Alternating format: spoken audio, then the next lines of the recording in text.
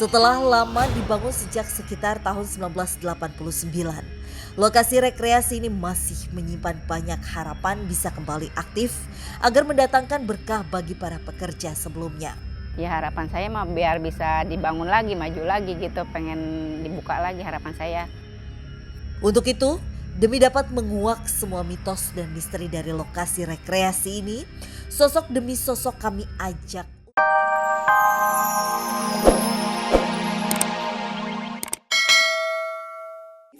menimbulkan tanda tanya yang besar mengapa hal tersebut bisa terjadi.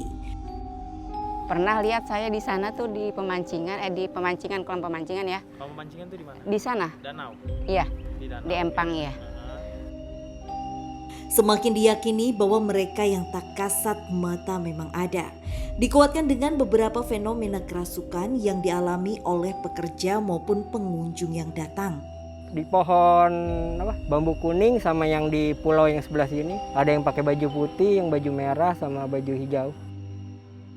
Lantas, apakah gangguan yang dialami secara tiba-tiba memperkuat bahwa apakah gangguan yang secara tiba-tiba kami alami memperkuat bahwa tempat ini sudah dikuasai oleh sosok astral yang menghuni?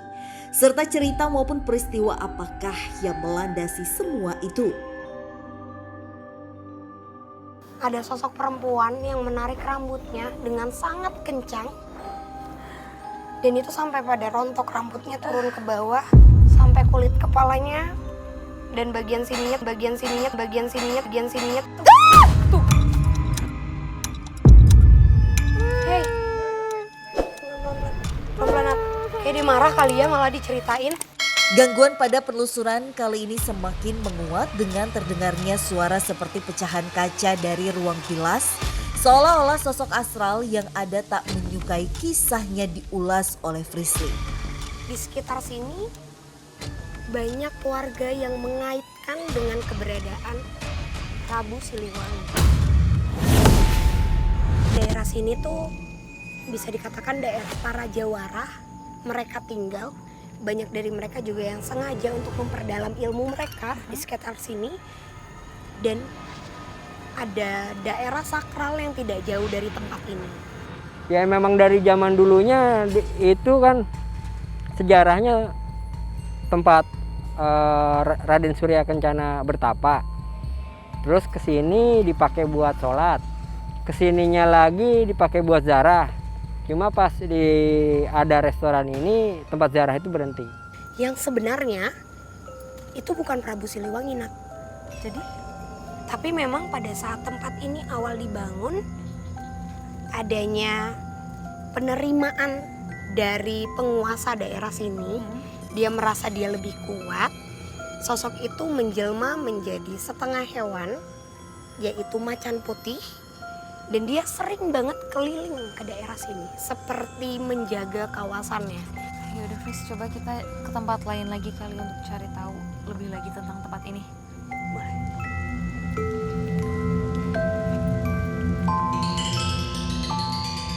Setelah lama dibangun sejak sekitar tahun 1989, lokasi rekreasi ini masih menyimpan banyak harapan bisa kembali aktif agar mendatangkan berkah bagi para pekerja sebelumnya.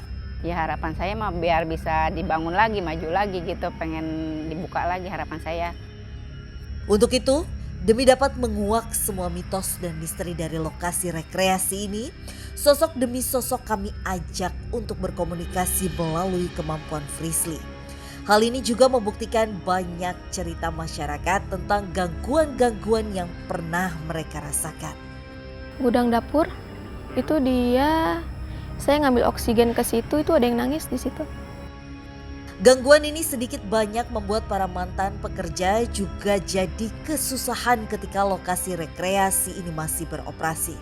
Kita kan kalau tutup restoran itu jam 6 ya? Jam 6. Iya, kalau udah lebih dari itu misalkan jam 7 atau jam 8, itu dari atas itu ada suara kursi jatuh. Atas mana, Bu? Restoran yang atas. Kini, kami menyusuri lokasi yang diduga dihuni oleh sosok astral yang paling berkuasa. Kemunculannya kerap kali tertangkap oleh energi manusia biasa. Apa yang udah kamu rasain di sini? Sejujurnya, dibandingkan tadi kita di luar, ruangan terbuka, dan ini kita mulai memasuki ruangan yang tertutup. Kamu ngerasa gak sih kalau auranya malah makin dingin? Beda, iya.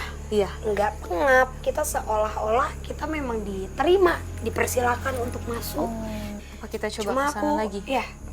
Aku yakin sih ada satu titik yang lebih menarik. Tadi yang aku bilang ada kaki, aku ngeliat ada kaki tinggi dua kali bambu ini besarnya, tinggi banget, emang gak kelihatan bagian atasnya. Sosoknya tuh gede banget, kayak ngejaga tempat ini. Tapi mungkin pada saat tempat ini beroperasi, dia salah satu sosok yang sering usil. Terus juga si sosok ini juga mampu untuk menunjukkan secara fisik yang besar tadi. Mungkin interaksinya seperti itu, lemparan, Suara gitu ya? suara, atau derap langkah. Restoran sih kebanyakan paling suara-suara. Jadi di restoran itu kan tingkat. Jadi dari atas itu kayak ada yang ludah. Kena ada ludahnya. Iya, ada ludahnya. Terus juga ini di belakang bambu sini, itu aku nggak ngelihat badannya memang ya. Aku nggak serius, ngelihat hati-hati. badannya, Nat. Tapi ada seperti ini.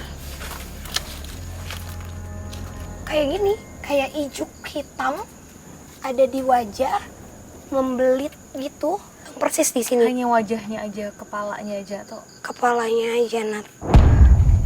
Kalau dia nggak suka, dia pasti tinggi besar atau menampakkan raut muka yang kesel gitu.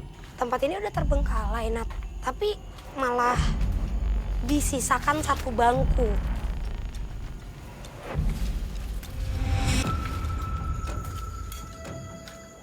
Saya sudah lama ada di sini.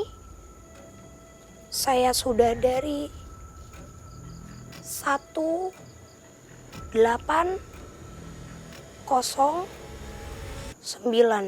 Saya mengenal pemilik tempat ini. Dia tahu siapa saya. Saya tidak akan pernah mengganggu orang-orang yang sudah lama ada di sini. Saya terus mengejar yang membuat tempat ini semakin kotor. Dari cerita orang-orang tua sini dulu. Jadi Udah lama. pertama ya saya dengar itu waktu kecil, oh namanya si Brum, Tuan Hitam. Dan ternyata memang terkadang sosok itu memang ada gitu. Oke, Fis. Jadi aku paham ternyata tempat ini berarti seperti rumahnya dia ya? Ya, Nat.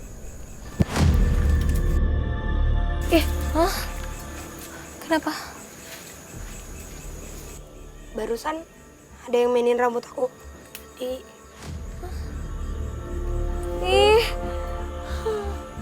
siapa itu? Siapa, Fis? Cahaya. Kayaknya aku mulai dapet deh, Nat. Kenapa kita dibuat menjauh dari satu titik di sana. Aku ngerasa ini tempat yang bakalan kita datengin setelah ini. Dan itu tempat yang kuat banget. Penelusuran kali ini mengarah pada area danau yang diyakini sering menampakkan beragam wujud makhluk astral yang tak beraturan. Dan yang coba untuk interaksi sama aku, sosok yang dari sini. Ini bukannya kita mempercayai mereka ya, tapi Pinat, aku boleh minta tolong kamu untuk kulonuwun secara bersamaan dulu sama aku. Oke. Cuma saya aja yang lihat berdua sama Pak Haji ya. Itu di tengah-tengah tuh kayak gelombang tapi lagi nggak ada angin. Kayak ikon gurung-gurung tapi nggak ada, pas dilihat lagi gitu. Cuma itu aja. Karena di bawah danau ini ada kerajaan.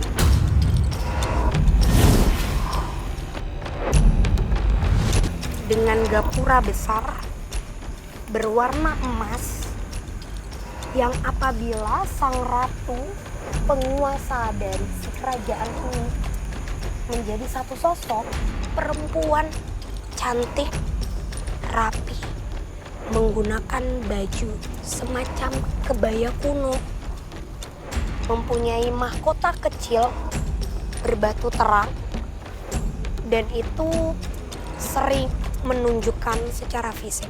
Aku coba untuk kita semua komunikasi langsung sama penguasa di bawah danau ini. Tapi aku minta teman-teman, boleh kita night vision? Maaf.